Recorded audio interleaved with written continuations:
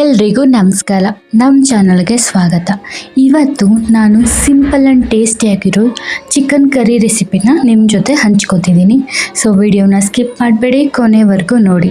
ಏನೆಲ್ಲ ಸಾಮಗ್ರಿಗಳು ಬೇಕು ಅಂತ ನೋಡ್ಕೊಬಿಡೋಣ ಬನ್ನಿ. ನಾನಿಲ್ಲಿ 2 ಗೆಡ್ಡೆ ಬೆಳ್ಳುಳ್ಳಿನ ತೊಗೊಂಡಿದ್ದೀನಿ, ಒಂದು 3 ಇಂಚು ಶುಂಠಿನ ತೊಗೊಂಡಿದ್ದೀನಿ, ಆಮೇಲೆ 1 ಟೊಮೆಟೊನ ಕಟ್ ಮಾಡಿ ಹಾಕ್ಕೊಂಡಿದ್ದೀನಿ, ಒಂದು 4 ಹಸಿರು ಮೆಣಸಿನ್ಕಾಯಿ ಮತ್ತು ಕೊತ್ತಂಬರಿ ಸೊಪ್ಪು ಸ್ವಲ್ಪ, ಒಂದು ಅರ್ಧ ಹೋಳು ತೆಂಗಿನಕಾಯಿ ಕಟ್ ಮಾಡಿ ಇಟ್ಕೊಂಡು 3 ಈರುಳ್ಳಿನ ಇಟ್ಕೊಂಡಿದ್ದೀನಿ. ಇದು ಒಗ್ಗರಣೆಗೆ 1 ಟೊಮೆಟೊ ಕಟ್ ಮಾಡಿದ್ದೀನಿ, ಸ್ವಲ್ಪ ಎಣ್ಣೆ, 1 ಈರುಳ್ಳಿ, ಆಮೇಲೆ ನಾನಿಲ್ಲಿ ಖಾರದ ಪುಡಿ ಮತ್ತು ಧನಿಯಾ ಪೌಡರ್ ಮಿಕ್ಸ್ ಇರೋ ತೊಗೊಂಡಿದ್ದೀನಿ, ಕಸ್ತೂರಿ ಮೇಥಿ, ಸ್ವಲ್ಪ ಗರಂ ಮಸಾಲ ಮತ್ತು ಅರಿಶಿನ ತೊಗೊಂಡಿದ್ದೀನಿ.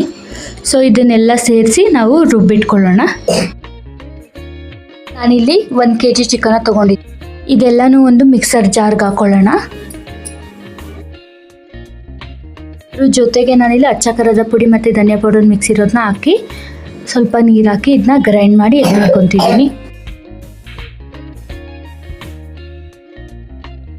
ಗ್ಯಾಸ್ ಮೇಲೆ ಒಂದು ತಪ್ಪಲೆ ಇಟ್ಟು ತಪ್ಪಲೆ ಕಾದಾದ್ಮೇಲೆ ನಾನಿಲ್ಲಿ ಎಣ್ಣೆನ ಹಾಕ್ಕೊತಿದ್ದೀನಿ.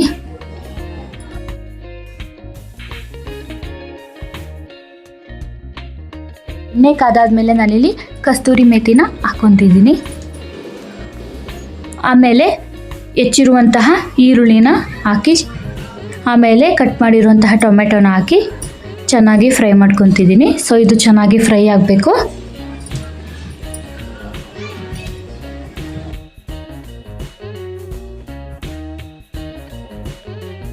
ಇದು ಚೆನ್ನಾಗಿ ಫ್ರೈ ಆದಮೇಲೆ ನಾನಿಲ್ಲಿ ರುಬ್ಬಿರುವಂತಹ ಮಸಾಲಾನ ಇದಕ್ಕೆ ಆ್ಯಡ್ ಮಾಡ್ಕೊತಿದ್ದೀನಿ. ಈ ಮಸಾಲ ಎಣ್ಣೆಲೇ ಚೆನ್ನಾಗಿ ಫ್ರೈ ಆಗಬೇಕು. ಸೊ ಎಣ್ಣೆ ಬಿಡೋವರೆಗೂ ಕೂಡ ಇದು ಮಸಾಲಾನ ಚೆನ್ನಾಗಿ ಫ್ರೈ ಮಾಡ್ಕೊಳ್ಳೋಣ. ಸೊ ಯಾರೆಲ್ಲ ನಮ್ಮ ಚಾನಲ್ನ ಹೊಸ್ದಾಗಿ ನೋಡ್ತಿದ್ದೀರಾ, ಪ್ಲೀಸ್ ಸಬ್ಸ್ಕ್ರೈಬ್ ಮಾಡ್ಕೊಳ್ಳಿ ಮತ್ತು ಬೆಲ್ಲೈಕನ್ ಮೇಲೆ ಕ್ಲಿಕ್ ಮಾಡಿ. ನಮ್ಮ ಮುಂದಿನ ವೀಡಿಯೋ ಹಾಕಿದಾಗ ನಿಮಗೆ ನೋಟಿಫಿಕೇಷನ್ ಬರುತ್ತೆ. ಸೊ ಸಪೋರ್ಟ್ ಮಾಡಿ ಅಂತ ಕೇಳ್ಕೊತೀನಿ. ಕರಿ ಚೆನ್ನಾಗಿ ಬರಬೇಕು ಅಂತಂದರೆ ನಾವು ಮಸಾಲಾನ ಚೆನ್ನಾಗಿ ಫ್ರೈ ಮಾಡ್ಕೋಬೇಕು. ಸೊ ಮಸಾಲ ಚೆನ್ನಾಗಿ ಇದು ಫ್ರೈ ಆಗಿದೆ. ನಾನು ಇದಕ್ಕೆ ಚಿಕನ್ನ ಆ್ಯಡ್ ಮಾಡ್ಕೊತಿದ್ದೀನಿ.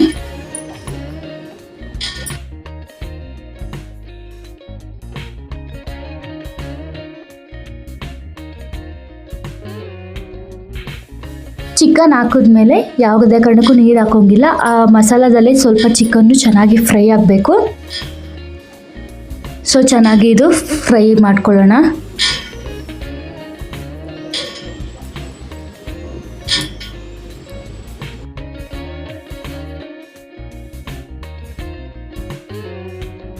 ನಾನು ಇದಕ್ಕೆ ರುಚಿಗೆ ತಕ್ಕಷ್ಟು ಉಪ್ಪನ್ನ ಹಾಕ್ಕೊತಿದ್ದೀನಿ.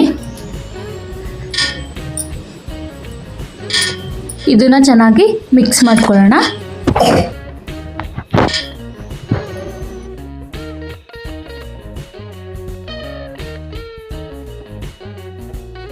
ಸೊ ಇದಕ್ಕೆ ನಾನಿಲ್ಲಿ ಅರಿಶಿನ ಮತ್ತು ಗರಂ ಮಸಾಲಾನ ಆ್ಯಡ್ ಮಾಡ್ಕೊತಿದ್ದೀನಿ. ಇದನ್ನ ಚೆನ್ನಾಗಿ ಈಗ ಮಿಕ್ಸ್ ಮಾಡ್ಕೊಳ್ಳೋಣ. ಇದು ಚೆನ್ನಾಗಿ ಫ್ರೈ ಮಾಡ್ಕೊಳ್ಳೋಣ. ಖಾರ ಈ ಮಸಾಲದಲ್ಲೇ ಅದು ಚೆನ್ನಾಗಿ ಫ್ರೈ ಆಗಬೇಕು.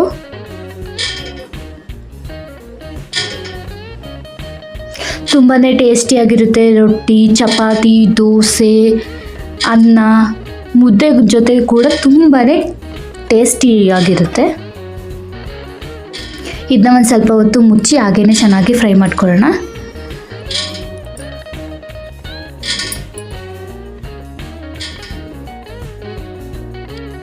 ಇದಕ್ಕೆ ಸ್ವಲ್ಪ ನೀರು ಹಾಕ್ತಿದ್ದೀನಿ.